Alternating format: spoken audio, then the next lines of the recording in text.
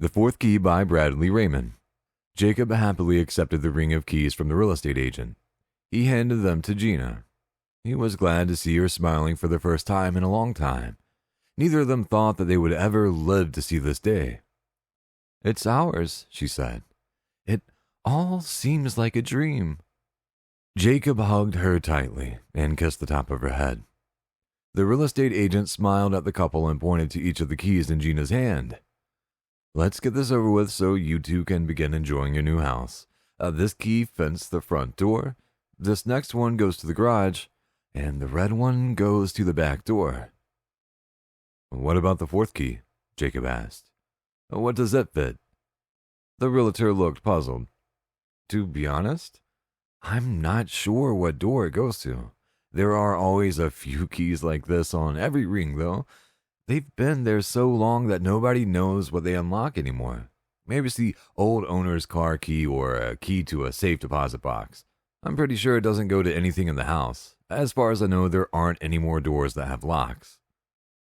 That should have been the end of the discussion right then and there. In fact, it was the end of it for quite a while. Thinking no more about it, Jacob and Gina celebrated that night with a candlelit dinner on the floor of the massive living room. They finished up in the sleeping bag they were using in lieu of a bed. Their lives couldn't have been any more perfect at that point. They were in love. They had just bought their first house. Their entire lives were ahead of them. But a few days later, Gina started sleepwalking, and that changed everything. She had always been a sound sleeper. As long as Jacob had been married to her, she has never even talked in her sleep, much less taken midnight strolls. When Jacob awoke to find Gina's half of the bed empty, he thought that she might have gone to the bathroom, but he began to worry after 5 minutes had passed. He climbed out of the bed with a groan and went in search of her. He found her in the hallway. Her sheer diaphanous gown stuck to her body with a thin slick of sweat. Her eyes were closed as if in prayer. Her hand clutched the ring of keys to the house, and she was oblivious to it all. Calmly and gently, he took her hand and led her back to bed. They slept through the rest of the night without incident. The next morning, Jacob was reluctant to mention what had happened, and then decided not to keep the secret when Gina started complaining of a headache. "You didn't sleep well last night," he told her. "You went sleepwalking."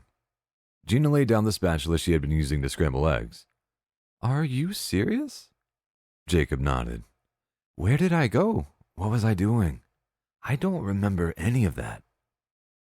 "You were walking down the hall. You had a death grip on the house keys. You never even knew when I grabbed your hand. I led you back to bed, and you climbed beneath the sheets like you knew exactly where you were and what you were doing." "Did I say anything?" Gina asked, a little concerned. "Nothing," Jacob said, putting his arms around his wife and hugging her close to him. "Relax and try not to worry about it. It will just take a little while to get used to this old house. We've been putting in a lot of long hours. You were probably just tired. Forget about it." It was easier said than done, especially when she did the very same thing the next night. This time it was Gina's muttering that woke Jacob. He opened his eyes just in time to see his wife sliding out of bed. I'm coming," she said, as if calling out to a visitor at the front door. At first, he wasn't convinced she was sleeping. Then she stepped in front of a window, a thin line of drool glistening on one corner of her mouth. Jacob quickly realized that this was no prank. He quietly followed her down the hallway and into the kitchen, where she made a quick detour to get the keys. It was uncanny how well she could navigate the still unfamiliar house with her eyes closed. Yet she moved around boxes and through doorways as if the place was perfectly lit, and her eyes were wide open. It was strange enough that she had walked in her sleep 2 nights in a row, but it was even stranger that she had gone for the keys on both occasions. Jacob remembered the one key on the ring that had no discernible purpose. He wondered if Gina knew what door that key would fit on some subconscious level. He decided to hold back and see what she did next. "I'm coming," she murmured again. She stopped in front of the door to the hallway walk-in closet. "I'm coming," she said as she pushed the unknown key into the lock. He knew for a fact there hadn't been a lock on that door earlier. The realtor had made a point of going throughout the house to make sure that the fourth key didn't fit anything important. The closet door was one of the first ones she had tried.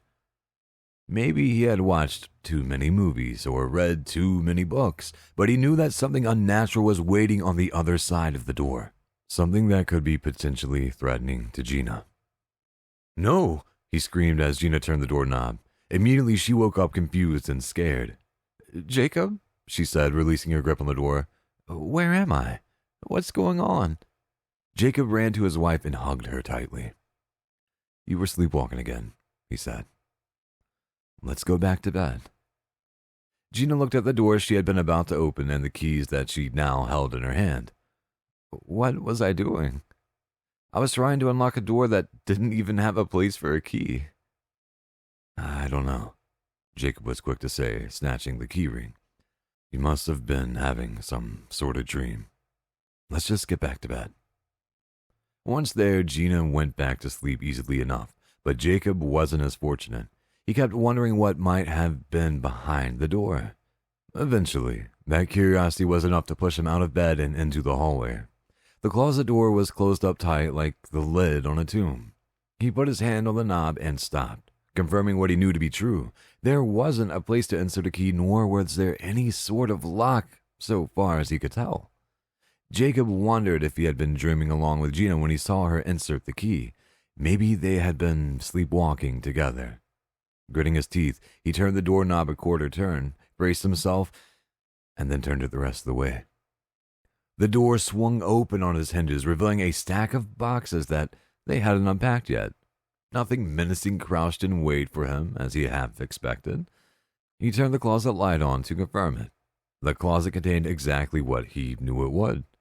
Weary from the night's adventures, Jacob plodded back to bed. Gina was still sleeping soundly. Intent on getting a modicum of sleep, he pulled back the covers and froze where he stood. There, in Gina's left hand, was the set of keys. After putting the keys back on their hook in the kitchen, Jacob pulled the covers up to his neck and tried to think of some reasonable explanation for it all. Gina must have gotten out of bed again while he was exploring the hall closet. That was the only possibility, but why? What was so special about those keys? Why were they so acutely embedded in her subconscious? Even as the questions formed in his mind, Jacob knew that 3 out of 4 keys weren't important. It was that 4th key, the one that unlocked an unknown door, that was important to Gina. Jacob made a decision to get rid of the key first thing in the morning. In the meantime, he put his arms around Gina and held her close. This was partly for the feeling of comfort she provided. It was also to make sure she didn't get up and walk out on him again.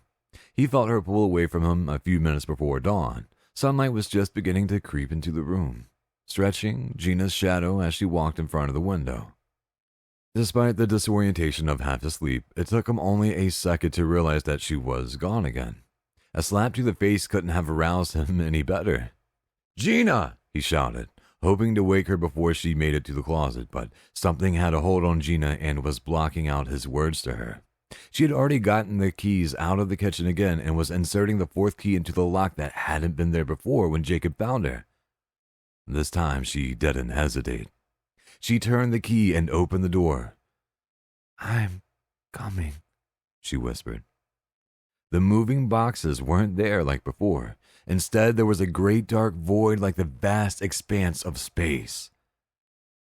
Only there were no stars to mar the otherwise perfect blackness. Just a menacing laugh that resonated from the recesses of the void. "Come to me," someone whispered in a voice that resembled the chatter of a laughing hyena. The sound made Jacob go numb and cold. Without qualm, Gina obeyed, stepping into the darkness. She looked over her shoulder once before the darkness swallowed her whole. "No!" Jacob screamed as his wife disappeared. The door slammed shut behind her.